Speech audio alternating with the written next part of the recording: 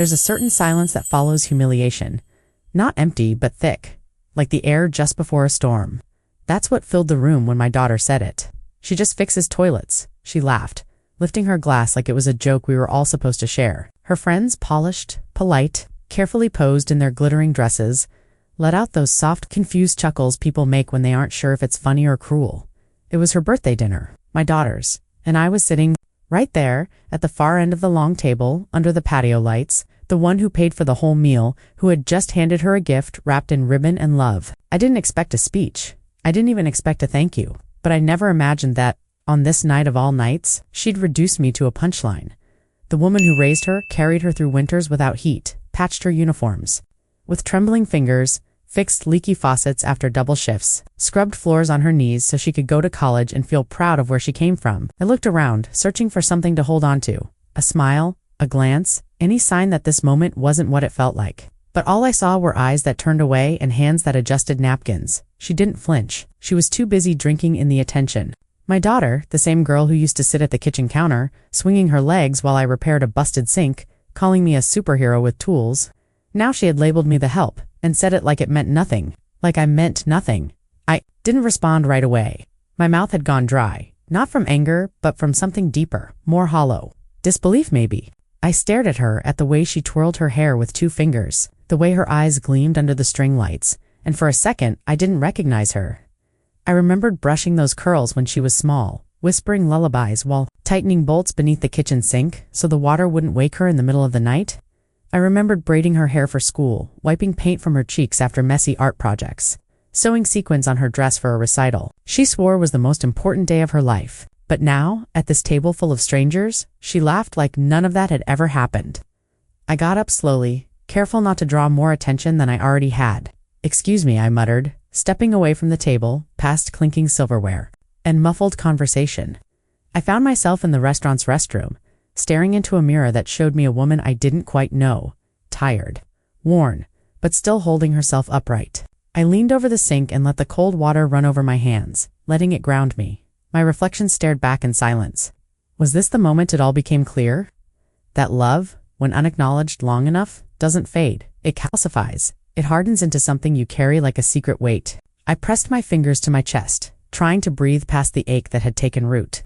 Not just tonight, but somewhere along the path where my sacrifices became expectations and my identity dissolved into utility. "Fixing toilets, that's what," she said.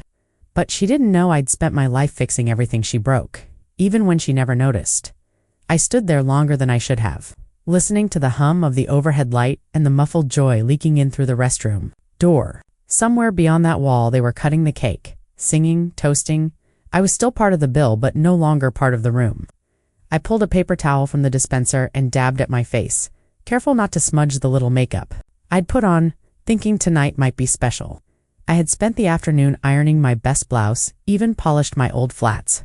I knew I wouldn't fit in with her new circle, but I thought, foolishly, that maybe I'd at least be welcome. That maybe she'd take a moment to say, "This is my mom," and let me bask, just for a second, in the glow of having raised her well. But instead, she chose to shine by dimming me. By shrinking me down to something serviceable and forgettable. I reached into my purse and touched the small envelope I had brought with me. A card with a handwritten note and a check I'd saved up quietly for months. It wasn't much, but it was meant to help her with her new apartment. I had planned to slip it to her quietly after dinner with a kiss on the cheek. But now, that envelope burned in my hand like a secret I no longer wanted to share. I returned to the table slowly. No one noticed, not even her. She was too busy taking selfies with friends, tilting her head just right for the flash. I sat down, silent, holding my coffee cup like a shield. I smiled when appropriate, nodded when spoken to, and I decided right then I wasn't giving her that envelope. Not tonight. Maybe not ever. The next morning, I woke before the sun, as I always did. Old habits cling tight when you've spent decades rising before the world needs you. I sat at the kitchen table with a mug of lukewarm coffee, staring at the envelope I hadn't given her. It rested beside my tool pouch, the same one I'd carried to fix broken water heaters, leaking pipes, jammed garbage disposals. I used to think of those tools as extensions of myself. Now they just looked like evidence. Evidence of a life spent showing up, fixing things, making things better, cleaner, safer for people who never stopped to wonder how it all worked. I used to feel proud when she told her friends, My mom can fix anything. But I suppose somewhere between childhood and adulthood, anything turned into just toilets. I picked up the envelope and held it in my lap. It wasn't just money. It was years of holding my breath so she could breathe easier, canceling my own plans so hers could flourish, skipping dinners so she could study in peace, saying yes even when I had every reason to say no. I thought of all the times I'd quietly made space for her to grow, like a tree bending back to let sunlight fall on its sapling. And now, I wondered, had I bent too far? Had I disappeared so completely into support that I'd become invisible? That morning, I didn't cry. I didn't rage. I just sat in the silence and let the ache settle in. I had always told myself that love meant doing, giving, staying. But now, for the first time, I wondered, does love mean being seen too? I got dressed and headed out to a routine service call, a couple on the other side of town. Had a backed-up sink in their guest bathroom. The kind of job I could do blindfolded by now. Still, I brought my full kit. When I arrived, the wife greeted me warmly, apologizing for the mess, her toddler clinging to her leg with wide, curious eyes. "It's back here," she said, guiding me through a narrow hallway. As I crouched down under the vanity, I heard soft giggles and the patter of small feet on tile. The child peeked into the doorway and whispered something to her mother. Then I heard her ask, "Is she the water-fixing lady?" The mother laughed, then replied, "Yes, sweetheart. She's the one who makes things work again." I don't know why it hit me the way it did, but something about those words, "makes things work again," felt like a balm on a wound I hadn't realized was still open. No mockery, no shame, just curiosity, respect even. I tightened the last bolt, wiped my hands, and stood slowly.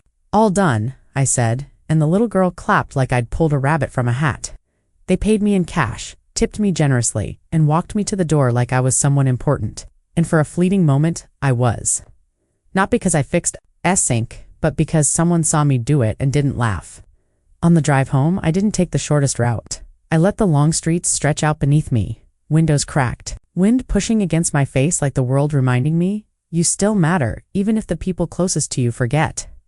I took a detour past her old elementary school. I hadn't driven by in years, but the sight of it pulled something deep from my chest. The playground was mostly the same faded paint on the monkey bars, swings that creaked with every gust of wind, a chipped bench where I used to wait with a thermos of hot cocoa after her winter recitals. I parked the van and just sat there, hands resting on the steering wheel, eyes locked on the worn-out slide she once called her rocket ship. I could still hear her laughter, high and fearless, echoing across the yard as she shouted, "Watch me fly, Mama." And I did. I watched her grow and soar, giving everything I had to fuel her takeoff. Back then, every bandaged knee, every after-school repair job, every hour I spent away from home was for that flight. I wanted her to rise, to have a life where toilets didn't leak and heaters didn't break, where dignity came easy. But I never imagined she'd take that gift and wear it like it cost her nothing, that she'd forget who held the ladder steady as she climbed. Sitting there, I felt it all: pride, hurt, love, grief, tangled like frayed wires in a wall. I no longer had the energy to fix. I didn't go home right away. Instead, I stayed parked in front of that school until the sun dipped low and the shadows stretched long like fingers reaching back in time. Part of me wanted to rewind it all, to go back to the days when she still saw me as a builder of magic, not just a woman who fixes toilets. But you can't rewind a child's eyes. Once they choose to unsee you, it's hard to be seen again. That night, I didn't bother making dinner. I wasn't hungry, and even if I had been, nothing in the fridge felt worth heating. I turned off the lights one by one until only the soft glow of my workshop lamp remained. The small space in the garage was cluttered with wood scraps, rusted screws, and projects long finished but never thrown out. In the corner sat the jewelry box I had carved for her 12th birthday, sanded smooth, her initials etched into the lid with a trembling hand that stayed up late just to finish in time. She had cried when I gave it to her, hugged me so tight. I thought my ribs might crack. That memory used to make me smile. Tonight it just stung. I ran my fingers across the box's edge, the lacquer faded but still catching the light. It was the last thing I made for her with my hands before she started asking for gift cards and tech gadgets instead. I opened a drawer and found the envelope. Again, the same one from last night, still sealed. Still heavy in a way that had nothing to do with the paper inside. I set it on the workbench and just stared. It was meant to be a gesture, a small offering, a reminder that no matter how grown she got, I'd always be the one thinking 10 steps ahead. But now it felt like a mistake. Not because giving is wrong, but because giving to someone who no longer sees you turns love into something hollow. I sat on the stool, letting the weight of it all settle into my shoulders. I wasn't angry anymore, just tired. Tired of explaining my worth to people who only saw me when something was broken. The next few days passed in silence, not a word. From her, no follow-up message, no thanks for coming, no sorry if that came out wrong. Nothing. I went about my routine like always. Early mornings, service calls, receipts folded neatly into my pocket. I fixed a broken water line in a duplex on Tuesday, unclogged a main pipe in a bakery on Wednesday, replaced a cracked valve for an elderly couple who insisted on feeding me pie while I worked. Every home welcomed me more than my own child had. That night, each time someone smiled at me with real gratitude, I felt it chip away at the weight I'd carried home from her dinner. It wasn't validation I needed, not exactly. It was recognition. Just a quiet acknowledgement that I was more than the things I fixed, that I had built something with my life that wasn't just functional but deeply human. I found myself working slower, not out of fatigue, but because I was taking time to notice things again the way a child peeked around a doorway to watch me work. The pride in a father's voice when he said, "I used to try fixing stuff like this, but I leave it to the pros now." And in those small moments I saw something clearly. Being seen had nothing to do with status. It had everything to do with presence, with care, with who listens when you speak, and who chooses to laugh instead. My daughter used to sit cross-legged on the kitchen floor while I worked, asking questions about every tool. In my belt now, she scrolls her phone when I talk, as if my words are just background noise, as if I'm just part of the furniture in her upgraded life. On Friday afternoon, I received a call from an unfamiliar number. I hesitated before answering, my thumb hovering over the screen like it needed permission to hear her voice again. When I finally picked up, it was her. No greeting, no warmth, just her clipped, efficient tone. "Hey, do you still have the paperwork from the student loan you helped me with? I need the reference number for a form." That was it. Number. "How are you?" "No, about the other night, just a request. A task for the woman who fixes things." I pressed the phone to my ear in silence, something bitter blooming in my chest, but I didn't let it show.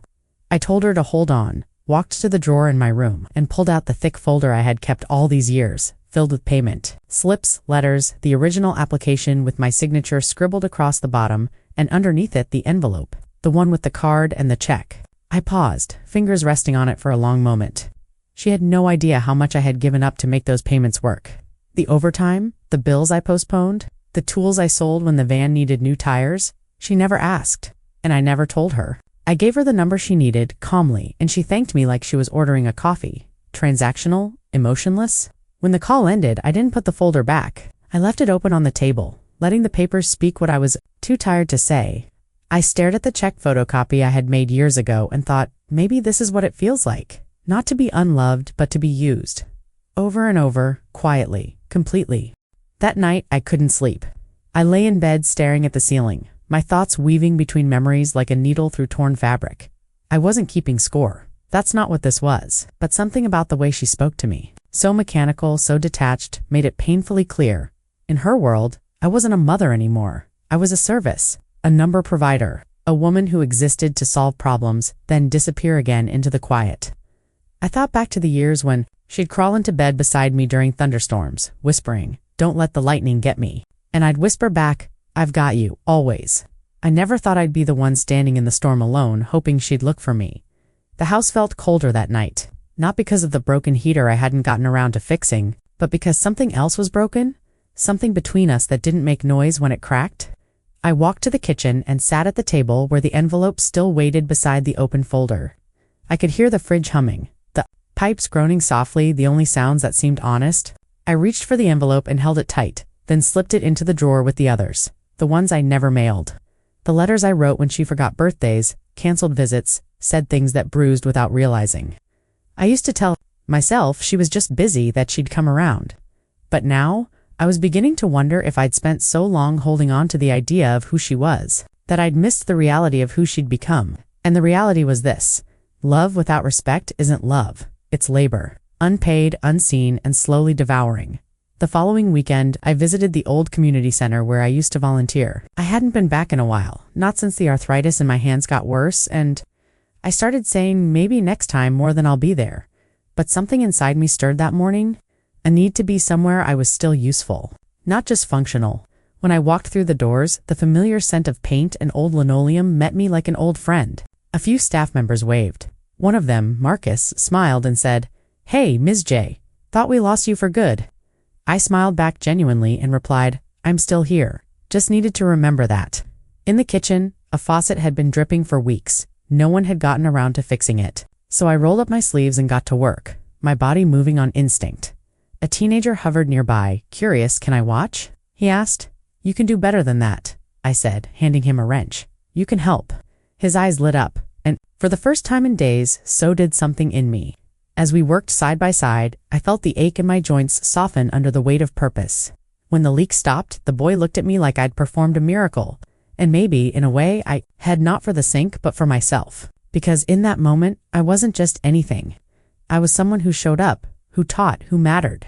And when the staff offered me coffee and a slice of leftover cake in the lounge, I sat with them like I belonged. No one asked what I did for a living. No one laughed at my hands. They listened. They saw me. And that, I realized, was everything. On my way out, Marcus jogged after me with a folded piece of paper in his hand. "Someone left this for you," he said, a little out of breath. I unfolded it, expecting maybe a thank you note or a flyer about upcoming repairs, but it was something else, an invitation.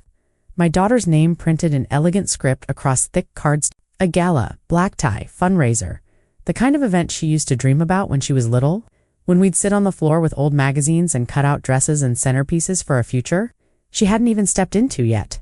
The invitation was addressed to me technically, but there was no note, no handwriting, no warmth, just details, time, place, dress code. I stood in the parking lot, staring at it, wondering what hurt more, being forgotten, or being remembered like this, like a courtesy, a checkbox. I went home and laid the invitation on the kitchen counter. For hours, I walked past it without touching it, as if it were something fragile or dangerous. That night I opened my closet and found the same dress I'd worn to her graduation. Simple, navy, the hem just a little frayed. I held it up to the light and whispered, "You still fit, old friend."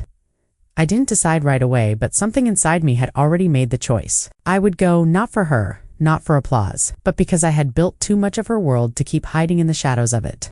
I had earned a seat, whether or not someone saved one for me, and I was tired of pretending that I didn't belong in the story I helped write, even if they edited me out of the acknowledgments. The night of the gala, I arrived early, clutching the invitation like it might evaporate if I let go too soon. The venue shimmered with soft lights and glass walls, the kind of place that looked like it belonged in a movie, polished, cold, expensive. I stood near the coat check for a moment, steadying my breath, adjusting the sleeves of my dress. No one greeted me. No one even noticed me.